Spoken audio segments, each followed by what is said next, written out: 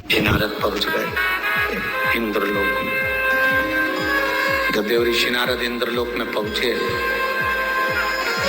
देवऋषि नारद जब इंद्रलोक में पहुंचे तो वहां बहुत सारी अप्सराएं नृत्य कर रही थी। बहुत अप्सराएं नृत्य कर रही थी। एक अप्सरा देवऋषि नारद ने देखी जिसका नाम था बपू। कौन सी अप्सरा है? नाम बोलो आप लोग। बपू। कौन सी अप्सरा है? बपू। एक बपू नाम की अप्सरा वहां एक कोने में खड़ी थी, ना नृत्य कर रही थी ना गायन कर रही थी, खड़े है, जिसके मस्तक पर त्रिपुंड लगा हुआ था।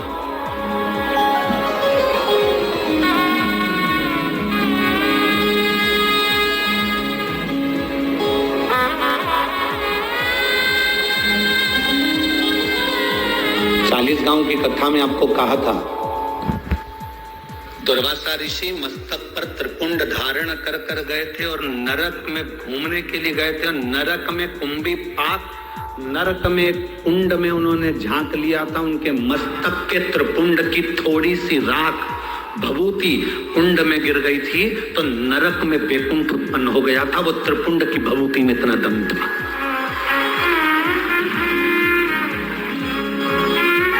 शिवजी पे चढ़ी हुई भभूत में इतना दम था। आप लोगों से निवेदन है, आप रोज भभूति नहीं लगा सकते, आप रोज त्रिपुंड नहीं लगा सकते, आप रोज भगवान का चंदन मस्तक पर नहीं लगा सकते, तो भगवान के ऊपर जो जल चढ़ता है उस जल को अपने ऊपर छींट लिया करो। 24 घंटे एनर्जी रही, 24 घंटे बल।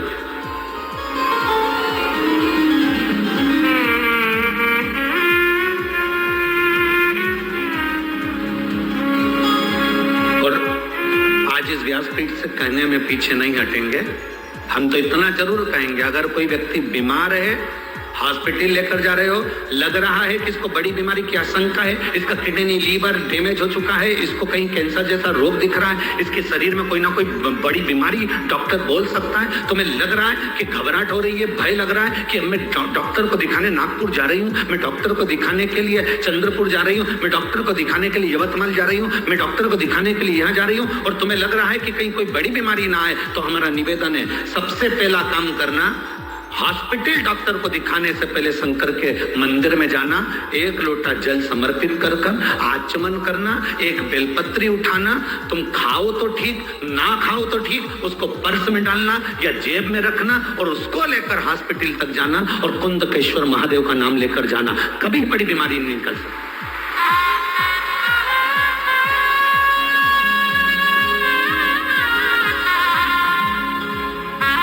उससे मिलने से पहले, डॉक्टर से मिलने से पहले महादेव से मिलो। अकाल मृत्यु वो मरे जो काम करे चंडाल का, काल उसका क्या बिगाड़े जो भक्त हो महाकाल का। जो शिव की आराधना करता हो, शंकर से मिलकर गया, शिव से मिलकर।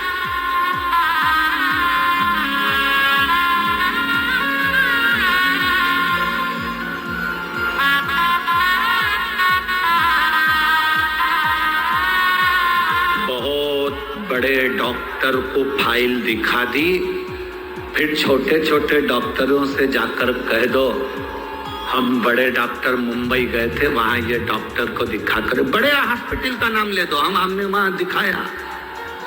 फिर छोटे डॉक्टर को दिखाओ, छोटे तुम्हारे गांव के, तुम्हारे शहर के हॉस्पिटल में जाकर दिखाओ। वो फाइल देखते से कह देगा अरे ये तो माँ के हॉस्पिटल की है। फिर वो करेगा जब तुम माँ दिखाया है तो फिर हम थोड़ा बहुत ट्रीटमेंट देख लेते।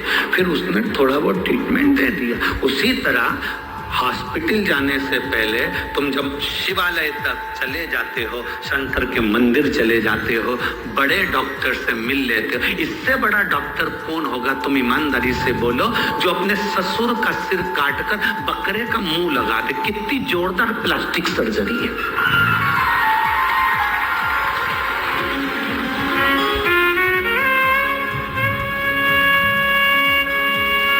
एक लड़के ने लिखकर भेजा, गुरुजी ये बताओ कि गणेश जी का सिर कटा तो शंकर भगवान ने गणेश जी का सिर क्यों नहीं जोड़ दिया वापिस, हाथी का सिर क्यों जोड़ा?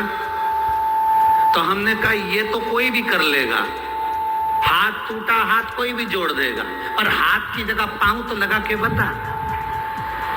तब मालूम पड़ेगा कि सही सर्जरी हुई कि नहीं हुई। यहां से थोड़ी सी चमड़ी निकाल कर यहां लगा दी, यहां का थोड़ा सा अंग निकाल कर यहां लगा दिया, ये तो कोई भी कर सकता है। सिर कटा, वही की वही सिर तो कोई भी जोड़ सकता है।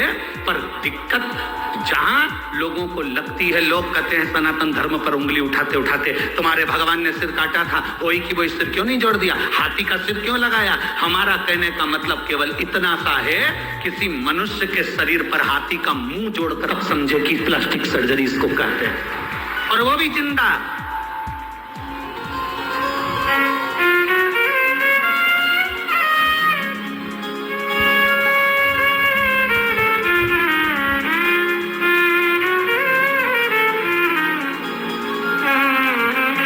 एक व्यक्ति ने हमसे कहा, गुरुजी देखो तुम्हारे सनातन धर्म में, तुम्हारे हिंदू धर्म में कितनी सारी पुराणे हैं, कितने सारे वेद हैं, कितने सारे शास्त्र हैं, कितने सारे ग्रंथ हैं, और हमारे धर्म में केवल एक, बाकी के जितने धर्म सब में एक पुस्तक, एक ग्रंथ, एक किताब है, और तुम्हारी इतनी किताब। हमने उनसे कहा हम पूरी लाइब्रेरी लेकर चलते हैं, क्योंकि हम सनातन हिंदू हैं। पूरी लाइब्रेरी लेकर चलते हैं, साथ में होना चाहिए, लाइब्रेरी हमारी है। एक पुस्तक टांग कर क्या करें, लाइब्रेरी हमारी है। हम विष्णु पुराण भी पढ़ते हैं, हम गर्ग संहिता भी पढ़ते हैं, तो हम सब कुछ पढ़ते हैं, कोई चीज नहीं छोड़ते, कोई चीज क्या छोड़े। तुम्हारे हाथ में किसी संत की पुस्तक आ जाए तो उसको भी पढ़ो, किसी वेद पुराण शास्त्र ग्रंथ जो आया उसका अध्ययन होना चाहिए, उसका अध्ययन हो।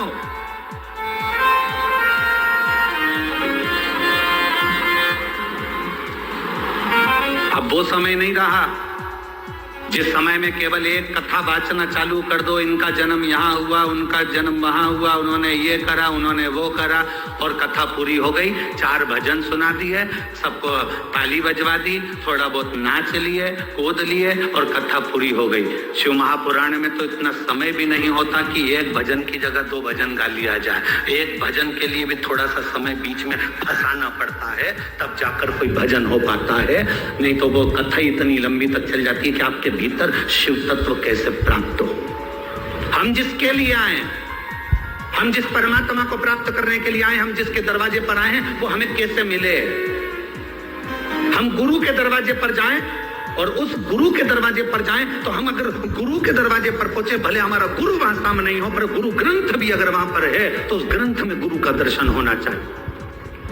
उस ग्रंथ में गुरु का दर्शन हो तो समझ लेना कि तुम्हारा गुरु के दरवाजे जाना सार्थक हुआ, तुम्हारा गुरुद्वारे जाना सार्थक हुआ। तुम मंदिर में जाओ, और मंदिर में जाने के बाद तुम अगर भगवान को जल चढ़ाते समय तुम्हारे भीतर की इंद्रियां आनंदित ना हो जाए, तो तुम्हारा फिर मंदिर जाना व्यर्थ। आनंदित होना चाहिए कि मैंने जल चढ़ाया तो मेरी इंद्रियां आनंदित हुई।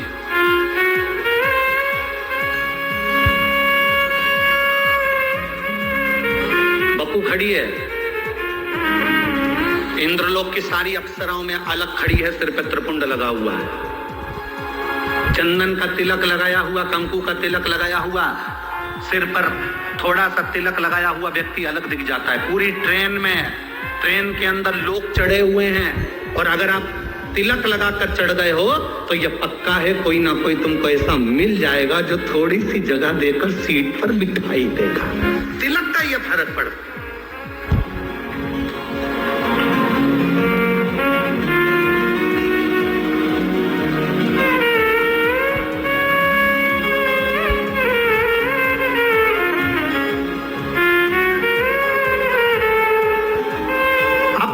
तिलक लगाए, आपको सम्मान मिलेगा।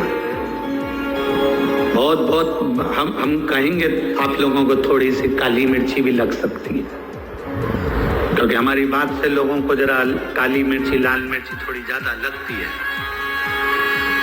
हम कहेंगे आप लोगों को थोड़ा सा लग सकता है। बोल दूं क्या? बोलो, जम के तो बोलो, बोल दो। एक कायदे के वस्त्र जब पहनकर आप कहीं जाते हो ना तो किसी के बाप में दम नहीं है कि तुम पर निगाह उठाकर देख ले।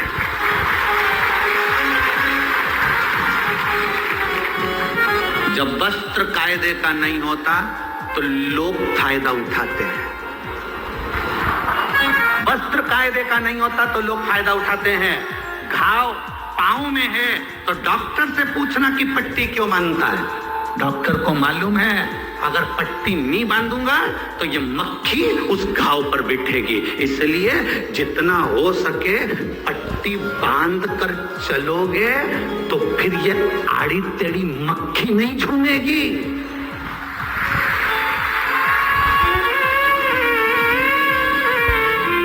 मक्खी झूमती तब है जब घाव दिखते हैं, जब हमारा शरीर नजर आता है।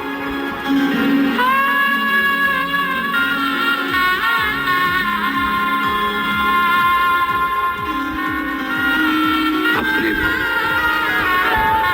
तन को, मन को जितना ढक सकते हो उतना ढक कर चलिए।